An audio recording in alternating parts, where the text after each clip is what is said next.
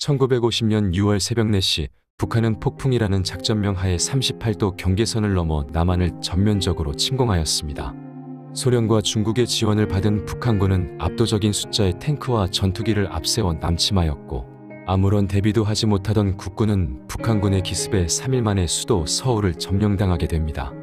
6.25 전쟁 초기 북한군의 공세에 밀린 대한민국 정부는 부산으로 수도를 옮겨야 했고, 부산은 밀려드는 피란민으로 포화 상태에 이르렀습니다.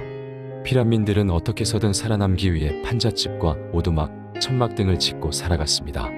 먹을 것이 부족해 나무 껍질, 풀뿌리 등 눈에 보이는 것은 닥치는 대로 먹어치웠습니다. 더불어 위생 문제가 심각했고 전쟁 기간 내내 후방은 또 하나의 전쟁터였습니다. 부족한 식량과 열악한 위생 환경으로 피란민들은 영양실조와 각종 질병에 시달렸고, 판잣집들이 밀집한 곳에는 자주 화재가 발생해 숱한 사람들이 목숨을 잃었습니다.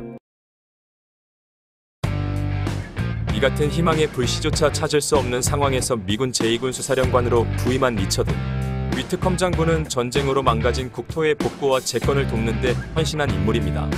대개 전쟁 중에는 메가더 장군과 같이 전투를 지휘한 장군들이 유명해지기 마련이라 군수부대 지휘관인 위트컴 장군의 이름은 대중들에게 생소한 것이 사실입니다. 위트컴 장군은 군수 분야의 전문가로 제2차 세계대전 때 노르망디와 필리핀에 상륙하는 연합군의 보급을 담당했습니다. 이 공로로 그는 프랑스 정부로부터 최고 무공훈장을 수여받고 1950년에는 그린란드 공군기지 건설 임무를 수행하다가 6.25 전쟁 말기에 이르러서야 한국에 배치됐습니다. 위트컴은 전쟁 이후 활약이 돋보인 장군이었습니다. 1953년 11월에 발생한 부산역 대화재로 주택 3,132채가 소실되고 3만 명 이상의 이재민이 발생했는데, 위트컴은 즉시 미군 군수품을 방출해 천막을 설치하고 식량과 의약품을 보급했습니다. 이 일로 위트컴 장군은 군대 물자를 무단으로 방출한 혐의로 미국 의회 청문회까지 서게 됐습니다. 미 의회에 선 위트컴은 국회의원들 앞에서 전쟁은 총칼로만 하는 것이 아니다. 그 나라 국민을 위하는 것이 진정한 승리라고 말했습니다. 군수물자 무단 방출 문제를 조사하던 미국 국회의원들은 위트컴의 진정성 있는 발언에 감동하여 기립박수를 보냈습니다. 위트컴은 전쟁 후 한국인들이 겪는 고통에 가슴 아파했고, 당시 테일러 우드조한 미팔군 사령관과 협의해 191개의 미군 원조 프로젝트를 수행했습니다. 위트컴은 부산 지역 피란민촌을 돌아보면서 우선 열악한 의료 시스템을 개선하는 데 총력을 기울였습니다. 메리놀 수녀회가 설립한 병원을 확장하는 사업을 시작했으나 건축자금 부족에 직면해 좀처럼 진전이 없자 위트컴은 직접 갓을 쓰고 수녀들과 미군 병사들에게 한복을 입힌 다음 거리에서 가장행렬을 벌여 건축자금을 모금하기도 했습니다. 예하 부대원들에게는 월급의 1%를 기부할 것을 권유했습니다.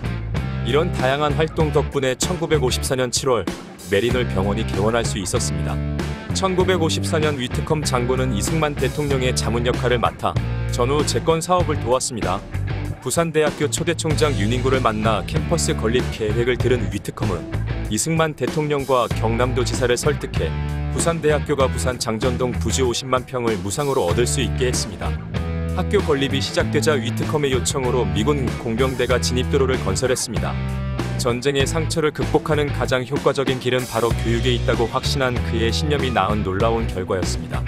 전쟁이 끝난 후 위트컴은 지속적으로 다양한 사업을 수행하며 한국의 발전을 도왔습니다.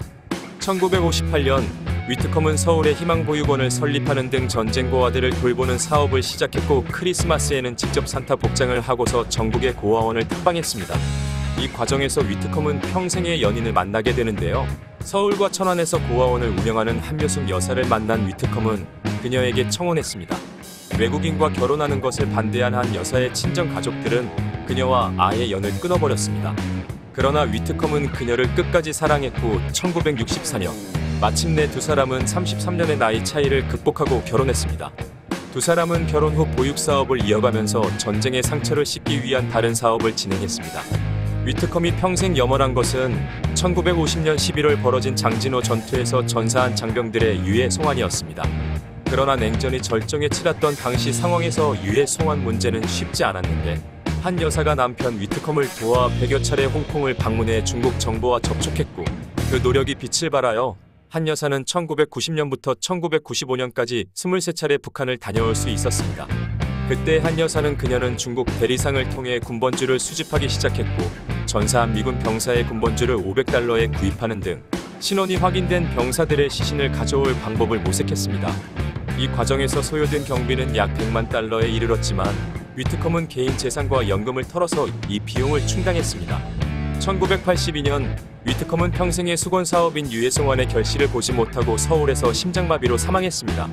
자신을 한국에 묻어달라는 유언대로 위트컴은 부산 유엔기념공원에 안장됐습니다.